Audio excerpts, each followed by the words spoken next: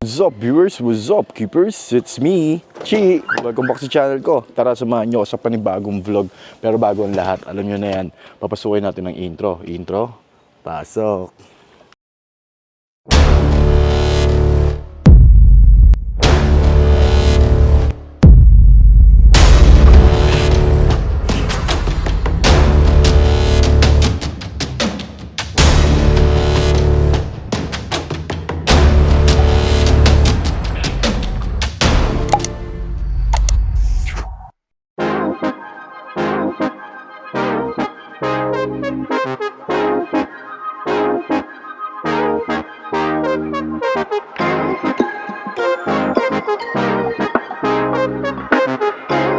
So yun guys, papunta ako ngayon ng Antipolo. Okay, part tayo ngayon ng project natin doon sa Antipolo. Ito yung 225 gallons na naka 100 gallons pump.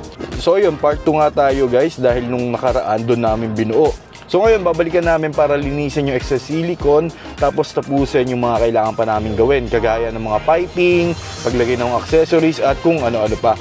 So ayun, hindi ko napapahabain, magdodrive na ako papunta ng Antipolo. So ayun guys, nandito na kami uli ngayon sa Antipolo, part 2 nung vlog natin na ginagawang 225 gallons. Okay, so ito, silipin natin. Ayan, nandito tayo sa Ceroform and Oriel Beta Gallery. Ito mo ng gamit. Ayan.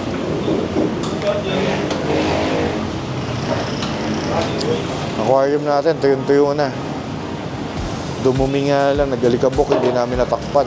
Okay. Eto, DJR PPS01 uli ang gagamitin natin filter media. Ngayon, 3 bucket. Buhos mo boss, mas mabilis. Ayan. So, 3 bucket ng TGR PPS01 ang gamit natin ngayon. Kung mapapansin nyo sa lahat ng projects ko, TGR PPS01 lang filter media na ginagamit ko. Tapos jump mat, premium wool. Lahat yun, ganun lang. Simple lang.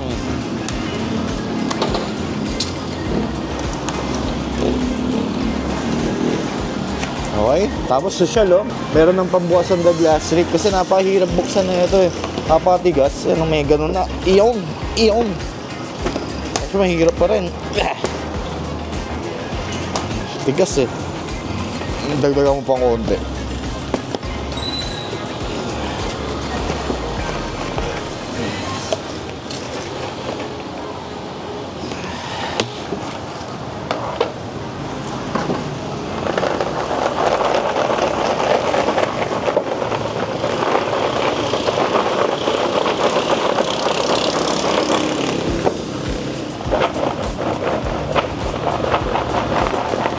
Ano mo?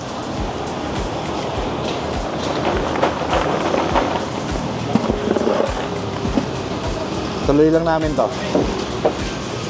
Ito naman, ang ginagawa dito, naglilinis na ng excess silicone.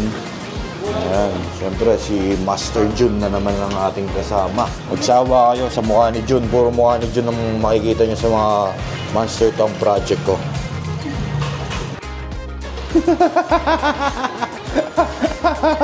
Sakto ka.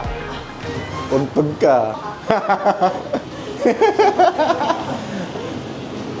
Kala ko, ulagpas na ka sa biga. Hindi pa nagagamit, nabasag mo pa yung biga nila.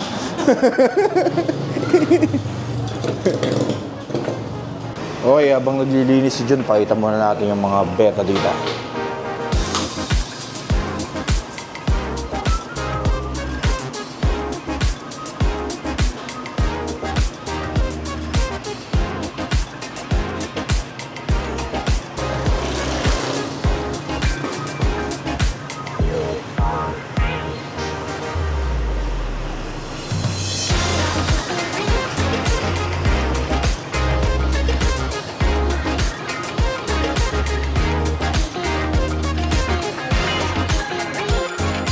Okay, tuloy-tuloy lang natin ang paglilinis. Ito, salamin naman tayo.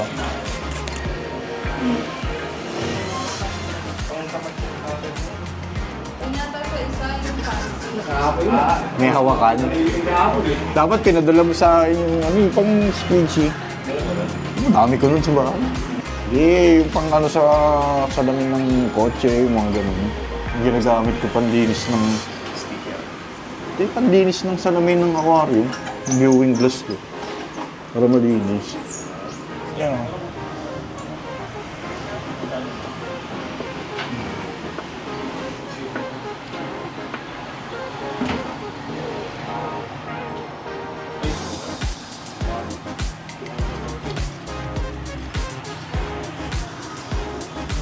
Grabe, yung mga asenso na, may vacuum na si Jun, no?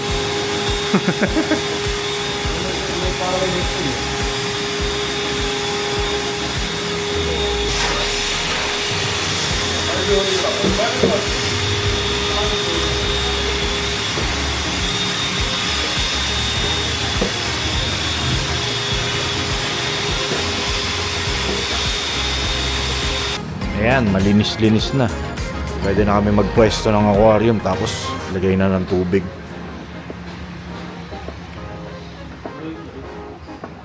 Tagos ka na. Linaw, no? Makukuntog ka na pag dumawa ka eh. Okay, game. Pipihitin na natin.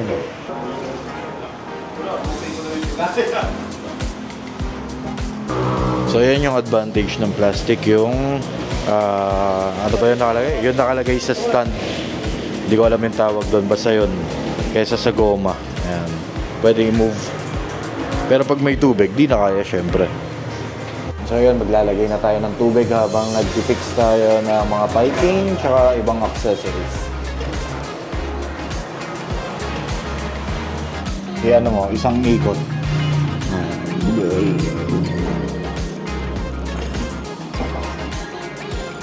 Ayan. Iyan. Dali. Dali. Dali. Ayan. Okay na yan. Oh. Fire! Yun, malakas-lakas. Dalawang oras. Ayan, piping na tayo.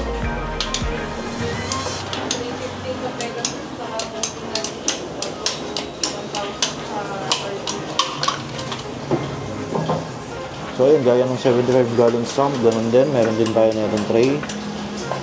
Ayan, ayan.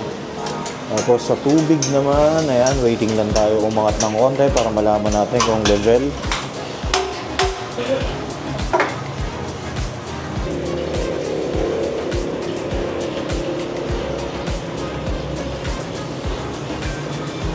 Okay, mukhang level naman.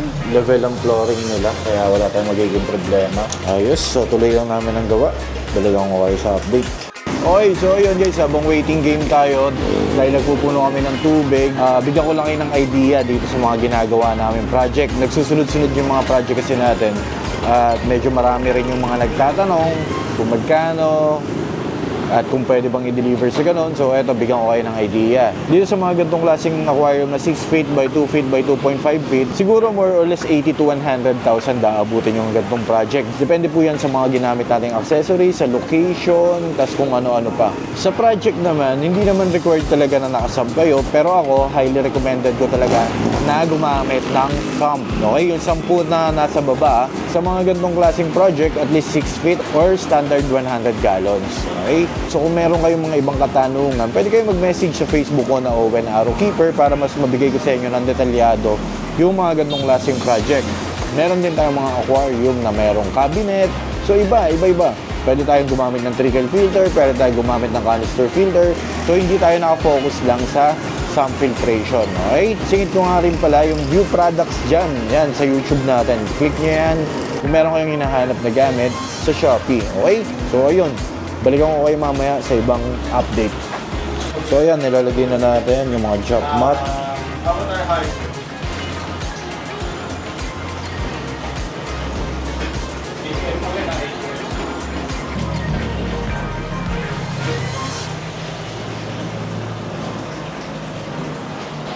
Okay guys, pakita natin sa inyo yung drop mat kung paano pagkakasalansan habang wala pa yung mga bato-bato. Ano? So ayan.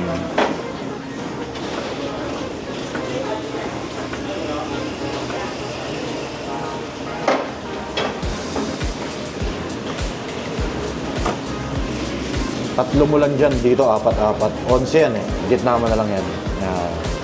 Tapos dito apat-apat.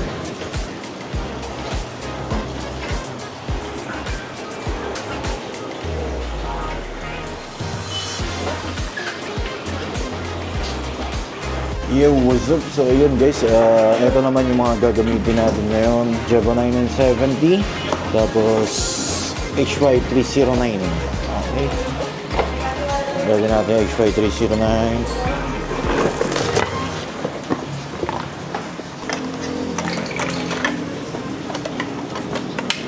Three-port.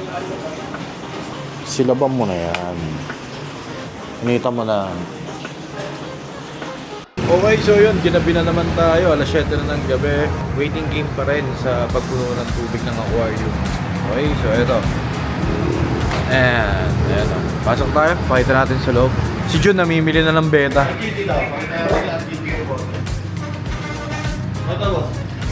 So, ayan, malapit na mapuno.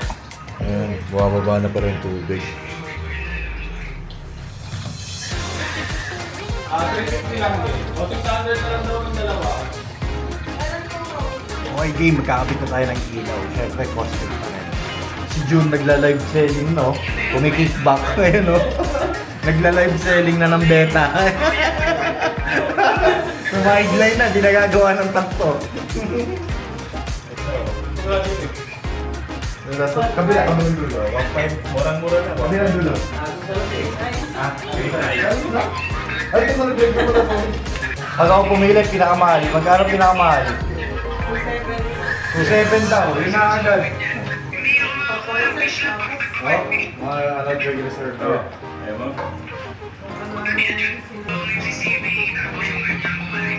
Shopping spray. Kamay na lang po. Screenshot 1, 2, 3. Screenshot mo, sir. So yun guys, ito, pwede na natin buksan.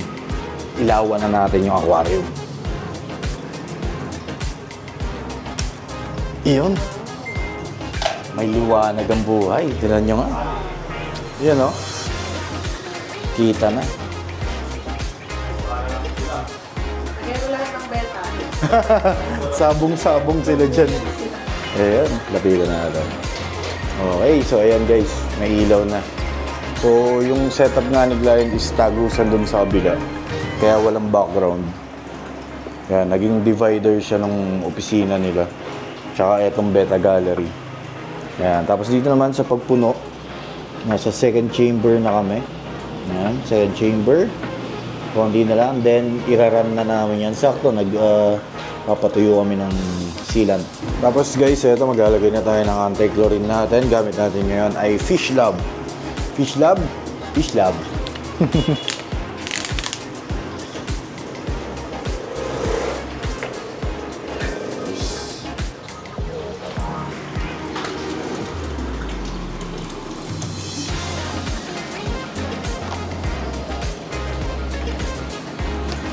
Mamaya naman maglalagay tayo ng nitrifying bacteria. Balikan ko kayo. Gamit tayo ng Sinbio. Ito yung mabango sir, no? TGR, Sinbio. Tapos ito nga yung bago nila. Ewan ko kung bago to.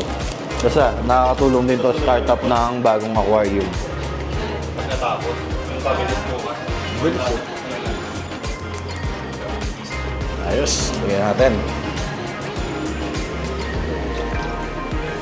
Sige, pwede na. Patayin mo na. Okay. Ba, papatayin mo na. Hindi, si Baba. Okay, nitrifying bacteria naman. Lagay na natin. Bango.